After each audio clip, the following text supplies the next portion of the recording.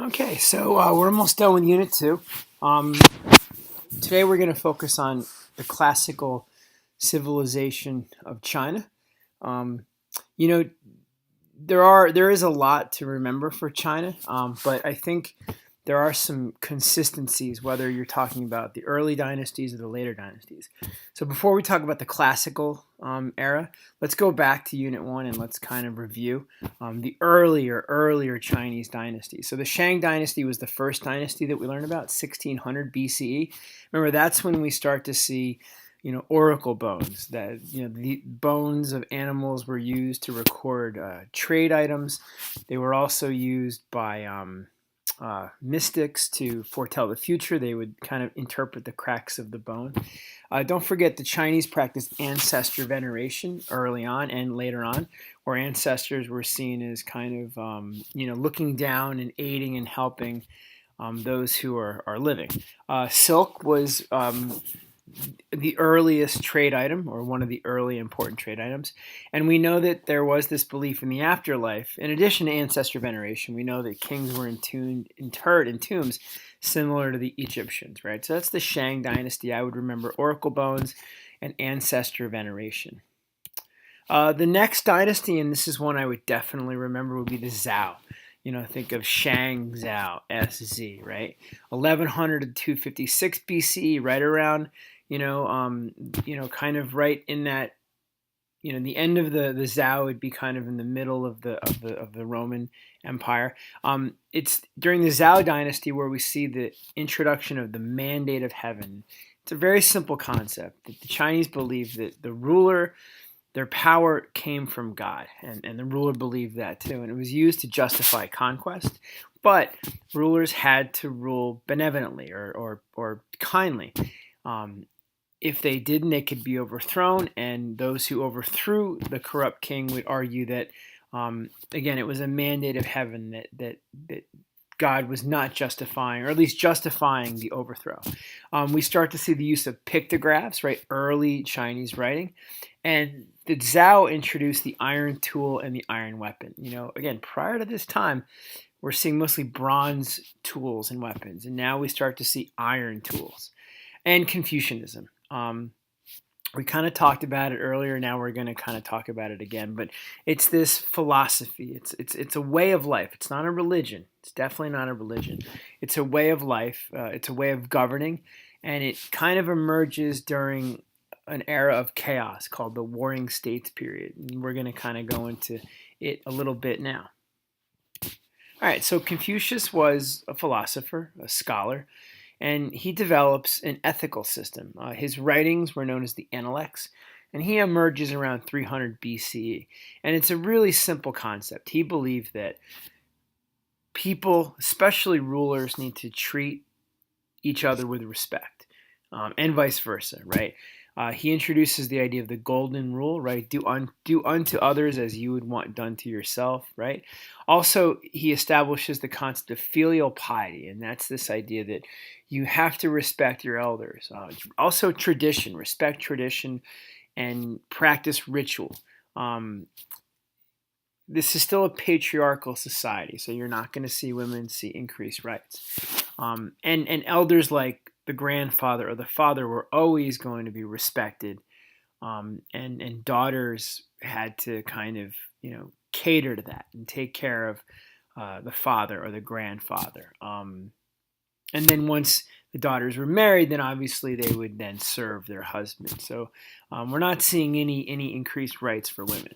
So again, it's this idea of the golden rule, respect on both sides, and also this idea of respecting your elders, your tradition.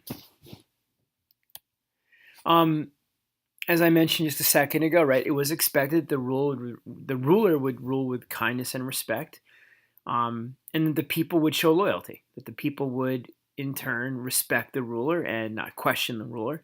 And it was to establish this order and unity that was kind of not evident during this Warring States period, prior to the Zhao dynasty. It's basically it's about cultivating and maintaining relationships, and that's important. Hinduism, it was a religion. It didn't wasn't focused on relationships. Buddhism wasn't focused on relationships. Buddhism focused on the self, right? Improving the self. Confucianism was not concerned, or Confucius was not concerned with the afterlife or the supernatural. He basically was trying to teach people how to live and how to live with one another so that you'd have a peaceful and orderly society. All right, so it's during this time we see another philosophy emerge. Again, not a religion, a philosophy called Taoism. And Taoism also emerges during this warring states period of the Zhao. And it's this idea of finding balance and peace. And how do you do that?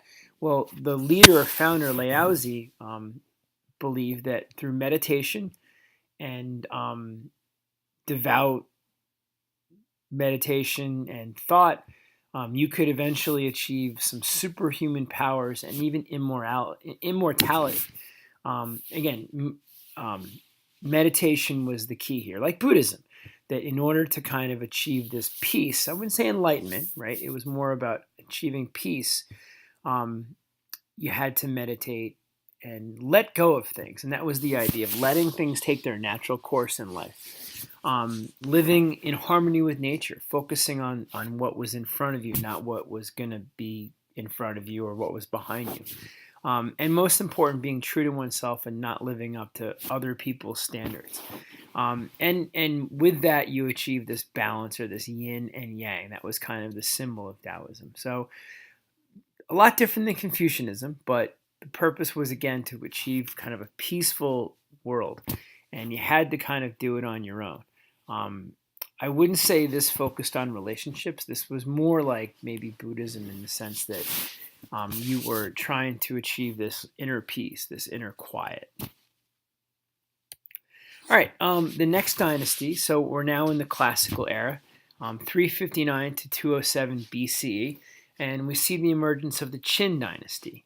It's during this dynasty that we see a political philosophy emerge known as legalism, and it too was in response to this warring states period. And it's this idea that people were evil, naturally evil, and the government or the ruler had to be authoritarian, had to kind of rule, I wouldn't say tyrannically, but had to rule with an iron fist without question. And that's the idea of legalism. It's not democracy, it's more authoritarianism. Education, but not for the poor. Education for the elite, the ruling class, the government class. They did believe in collectivism, and this idea of the community was to work together. The poor, the merchants, the nobles working together for the good of the community. But at the end of the day, you're going to see the landowning class, the ruling class, emerge as the more powerful class. These are little statues that we're going to learn about. I also have a little documentary about it. It's pretty interesting, actually, what these represent and what these are about. All right, so a little more about legalism. Legalists also believed that the law had to be applied equally, and that was important. Everyone was accountable under the law, even the ruling class. They might have more power politically, but they were held accountable as well. Laws were written on bamboo. Early writing systems, right? The pictographs here. This is early Chinese writing. Legalism did, again, focus on law. Penalties for manslaughter were actually lighter than murder, right? So you don't mean to kill someone, but through negligence, you kill someone. Very similar to Hammurabi's code in a sense. A clerk, kind of like a judge, would determine guilt, not an assembly, not like in Greece or even our society where you have a jury of your peers. They believed, or legalists believed, that laws could control man's inherently evil nature, right? Again, create order and unity. And please remember that laws help bring people together under a standardization of law and custom, right? I can't stress that enough, how important that is with law. Uniformity. However, subjects, the people, could not use the law to challenge the ruler, even though the ruler was all powerful, he didn't necessarily he wasn't part of that legal system in a sense. Again, he had to respect the people and treat the people well, but the law was mostly meant for everyone else but him. The laws were harsh, but very detailed and at times arbitrary. So again, not everyone might have. In reality, not everyone, faced punishment. But the system is simple. Um, Everybody, for the most part, had to kind of follow these laws, right? And it didn't always work out that way, but that was the original concept. All right, another concept that emerges during the Qin dynasty is meritocracy. I would remember this. It's very simple. It has to do with political structures, and it's this idea that, hey, those who are in power not because they were noble or because maybe their father was ruler. It was because they were qualified, right? They were promoted based on merit. For example, soldiers had to present heads of those who were killed in order to be promoted. Success in battle, for example, got you the promotion. And that's going to result in a lot of military success for the Qin because their soldiers had something to fight for, right? Which would be a promotion, would be, land, a better life. The harder you work, the more successful you are, the more you'll reap from that. And if you think about it, that's supposed to be how it is today. You take a civil service test to get a position in government, right? It can't just go to the mayor's brother's sister's friend, right? You have to take this test, and in theory, it's that test that will get you that job over someone who might have a cousin in the, mayor's office. Meritocracy. All right, Qin Huangdi. I can't pronounce him, but he is considered the first emperor of China, 221 to 210 BCE. Again, part of a member of the Qin dynasty. A Chinese historian wrote a lot about Qin. His name was Simon Qian, and we know a lot about Qin because Qian or Sima wrote about how terrible he was as a ruler in terms of how he treated people, right? Not very Confucianist. And that was the point. He actually suppressed learning, and he kind of started to eliminate Confucianism and eradicate it. He also encouraged the burning of books and attacks on scholars to kind of control or be more authoritarian. So again, at times you're going to see Confucianism come and go. His name was Qin Huangdi. Maybe, Dylan, you could help me out with that because I know you've spent some time in China. Other things that he did is he abolished local laws, again, to unify the people under his rule, right? If you have a lot of different local laws, everyone's kind of following different protocols and procedures, right? He also appointed magistrates. A magistrate is basically an official that would replace the local leader. So again, this Qin had really absolute control over all of the regions because he had people working for him who were loyal. On the plus side, he did create enormous public works projects. He built canals, roads. He starts to build the early Great Wall of China, not how we see it today. It was more of an earthen wall. Stone tablets and tombs. Anyone who went against him was used as a slave. So the Chinese did enslave people. The Indian civilizations did not, as much so, especially when Ashoka the Great abolishes slavery. So you're going to see really slavery in most places during this time, again, with the exception of India. So China, Egypt, Rome, Greece, Persia, they're all going to, employ slaves. Not employ, they're all going to have slaves. There's Simon Qian, the great historian, and he's going to write on those bamboo and wooden slips. So, you're not going to have a question about him, but you might have a source. So we always think of him as this writer of the Qin dynasty, right? The Qin dynasty, who wrote about the, Qin emperor. There's the Great Wall during the Qin dynasty, and here is the Great Wall that was kind of the Great Wall we think of during the Ming dynasty. So similar purposes, right? For defense, keeping invaders out, that's important. Um, you might see a question on that. Why? What was the purpose for defense? But we're going to see it during the Qin dynasty. Nomads from all over the Asia were always a threat. All right, a little bit more about the government of China. We talked about they implemented policies like legalism and meritocracy. The Chinese were known for their great bureaucracies, lots of jobs, lots of positions, magistrates, scribes, scholars, governors, all sorts of different positions.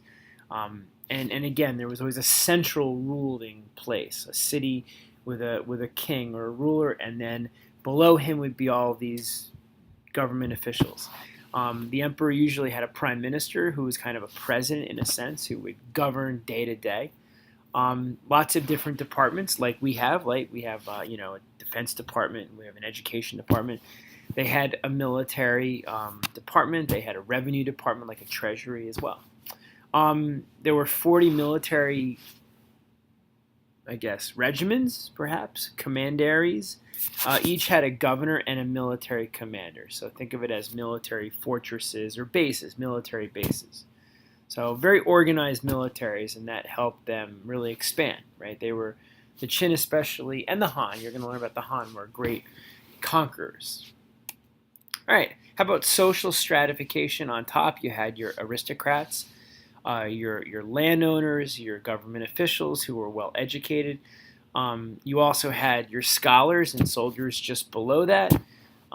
Soldiers did pay taxes, that's important, but they still had more power and influence than, say, the peasants and farmers. It's interesting that the merchants and the artisans were on the bottom here. In most civilizations, they're above the peasants and farmers, mostly because the Chinese believed that the merchants weren't really giving back to society. They were more focused on profit and materialism. They were producing. Farmers were producing, right? Soldiers were fighting. Scholars were teaching. So in the Chinese social ladder, the merchants were on the bottom. And again, there was some slavery, mostly those who dissented or who were conquered. There's the Qin dynasty, right? There were still other small kingdoms, but the Qin dynasty ruled, that family ruled this part of China, and it was a pretty large part of China. All right, what about culture? Family was very important, especially, right, your ancestors. We go back to filial piety, respect for your elders. Education was very important, obviously, in order to succeed. You had to be educated to be a government official. Patriarchy, just like every other civilization, women were seen in an inferior light. And again, the culture, Confucianism really supported the idea of family, the idea of education, and even supported or reinforced the idea of patriarchy. So Confucianism, with the exception of the Qin rule, was a foundation and continues to be a foundation of Chinese society and culture. All right, so what were some achievements of the Qin? Well, peasants could own land. They had a right to own land. You're not going to see that in Europe later on. Definitely not. They started to standardize the written language, so it didn't matter where you were, at least in this empire, you were writing very similarly with those same pictographs. And that's like laws, that's going to help unify a country, right? It's going to help with communication, it's going to help with trade. They would have a standard currency where everyone in the empire would obviously exchange the same coinage. Weights and measures, how you measured things, would be similar, not inches or meters. I don't know what it was for the Chinese, but everyone followed the same methodology, right? That's going to help commerce. And the Qin dynasty was known for its art, and in Qin's tomb after he died, archaeologists found these terracotta soldiers, and basically, if we go back, they're small little figurines that are very unique. So the terracotta soldiers is what you might want to remember, but mostly you're just going to see statues of Qin and of military victories. The Han Empire follows. Again, I would remember the Qin and then the Han. This empire, about 400 years old. It's going to go into the new era. One of the longest Chinese dynasties. It was known for their peaceful times. We're way past the Warring States period. They're going to actually kind of reintroduce Confucianism and combine it with legalism, right? So rulers are going to rule respectfully, but they're going to rule without question, right? Authoritatively. Um, Qin rule was very harsh, though. It didn't necessarily follow Confucian principles, and like the Qin dynasty, there were many laws. Education was continued to be very important. If you notice, there are continuums, right? And this is going to be the case all throughout Chinese history. Meritocracy will continue, right? If you wanted to work in government, you had to read, you had to write, you had to know the Analects, you had to know the classical writings of probably other places like the Greeks and Romans, perhaps. They even had an imperial academy, one of the first universities, you could say, at least in this part of the world, to prepare men for government positions. And I mentioned this earlier, you had to take a civil service exam during this dynasty. I apologize, it wasn't during the Qin, it was during the Han dynasty that we see the introduction of an exam. Hire the best people regardless of their background. All right, the Han were known for their expansion much more so than the Qin. They conquered many lands, but it was hard to maintain that control, mostly because just too much of it, right? The conquered people, like you would see here in this image, the conquered people of the Han would have to pay tribute, kind of a tax. The Han saw those nomadic peoples, early Mongol people, as inferior and needed to submit. The tribute would obviously prevent nomadic people from being, wiped out. Forts or garrisons would be established in these towns. However, the people of the Han would always live separately from the nomadic people, kind of a little bit of a segregation system. And the Han also conquered Korea and Vietnam. But culturally, the people of Vietnam and Korea were able to maintain a lot of their customs, but they were being governed and had to pay those taxes to the Han Emperor. One of those nomadic groups that you want to remember would be the Xiongnu. Again, early Mongols. They lived in Mongolia. Mongolia would be today would be north of China, in between kind of Russia and China. An earlier branch of the Huns. We're going to learn about the Huns down the road. And they were known for their great military prowess, superior horsemanship. They won many battles. Even though they were eventually defeated, they were not easy to defeat. And the Han, as they enter into the Xiongnu lands, they're going to discover these Silk Road that had already been established, where the Xiongnu people were trading with Western peoples, right? So we start to see the emergence of the Silk Roads. All right, some of the technologies that emerged: paper during the Han Dynasty around 100 CE, so they're no longer writing on bamboo or oracle bones. The iron plow and the horse. The iron plow is going to develop, not necessarily an iron, it's an advanced iron tool, right, to really help agriculture. They're going to utilize the horse and mule yoke to kind of help guide a horse or a mule. And a new city emerges, Chang'an. I would remember this. It's the most famous early Chinese city. It was known for its infrastructure, great walls. It's known for its architecture, palaces, homes, parks. Very, very, I wouldn't say modern, but one of the more, probably the largest, most civilized urban center of China. Kind of a Chinese version of Harappa, right, in India, or Rome in Italy, or Athens in Greece. So Chang'an.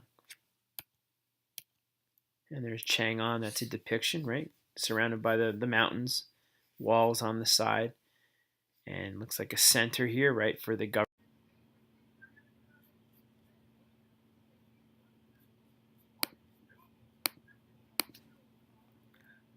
All right, so I'm not sure what happened. I might have lost you guys a little bit, but I'm back.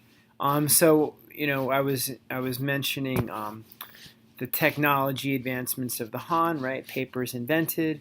We see, an urban city emerge with architecture and, um, you know, infrastructure like walls. So I don't know if I was able to get to this slide, but culturally, we know that these Chinese dynasties were patriarchal. Um, One of the important women though of the Han dynasty was a woman named Ban Zhao, and she wrote a book known as it was called Lessons for Women. She was actually a pretty influential woman in China. She was a tutor. She also served as an advisor, and she eventually was a regent to an emperor. So a regent would be kind of, again, I guess, an advisor. So she had some, I wouldn't say power, but influence. And in this book, Lessons for Women, she did encourage women to remain subservient to their husbands and their in-laws. We see a little bit of that filial piety, right? Respect for your elders. But she did believe women should be literate, that women should have an education in order to kind of raise their children, right? If you took my APUS class, remember Cult of Domesticity, where women, their role in life was to educate the children. So she had a similar philosophy in China. So Ban Zhao. Try to remember a few of these women along the way. I'll definitely focus on those women throughout history, women who kind of, mostly, a lot of them were writers who did speak out or at least tried to kind of, not in this case speak out, but who had a voice, right? Women who had voices. Ban Zhao. All right, so this is a slide I thought I got to, but I didn't. So the Han Dynasty, like the Roman dynasty, came to an end for similar reasons. Mostly disease. Trade along the Silk Road brought disease, or spread disease. A quarter of the population was wiped out. Also, there were social tensions that did lead to a terrible rebellion known as the Yellow Turban Rebellion, mostly between the nobility and the peasants. A ruler named Wang Mang tried to actually distribute or redistribute or take land from the nobility and give it to peasants. And that didn't go over very well with the nobility class, so you saw these rebellions emerge. A Taoist leader led the Yellow Turbans, who would be the peasants. They wore yellow headbands that represented the earth against the red headbanded Han. And it is a deadly, deadly uprising where millions were killed and it was very costly. So try to remember a few of these rebellions. If you go back, we remember the Spartacus Rebellion. This is the Chinese Yellow Turban Rebellion. You're going to have a peasant rebellion in Europe down the road, and then the Haitian Revolution in Haiti. So try to make these connections throughout history of the peasant class or the working class rebelling usually against the landowning class. Okay, so the Yellow Turban Rebellion. All right, so what's the big picture? Chinese history is fairly easy, and you might get the dynasties confused, but there are a lot of continuums, right? A lot of consistencies. Mostly these empires ruled, or these were imperial empires, where an emperor ruled over a large area with lots of different people and used the military to conquer others, right? These imperial governments had laws and built roads and promoted education to unify the empire. They had strong militaries to expand the empire and protect the empire. They were known for their tools, and they domesticated animals in addition to farming. Confucianism was consistent throughout these empires, with the exception of the Qin, or at least when Qin ruled. They had writing systems. Obviously it went from the oracle bones to the bamboo poles and then to paper writing. These empires had large centralized governments with a large bureaucracy, lots of positions. In order to have a job, you had to be educated in an imperial academy. You had to pass a civil service test, and that's the concept of meritocracy, right? And these are legalism existed, right? This idea of an authoritarian ruler that was necessary to govern and guide the people, right? And we see the emergence of the Silk Roads during the Han Dynasty that ultimately brought an end to that dynasty. So the Silk Roads are going to emerge, right? So that's it. Take the notes. I'll see you tomorrow.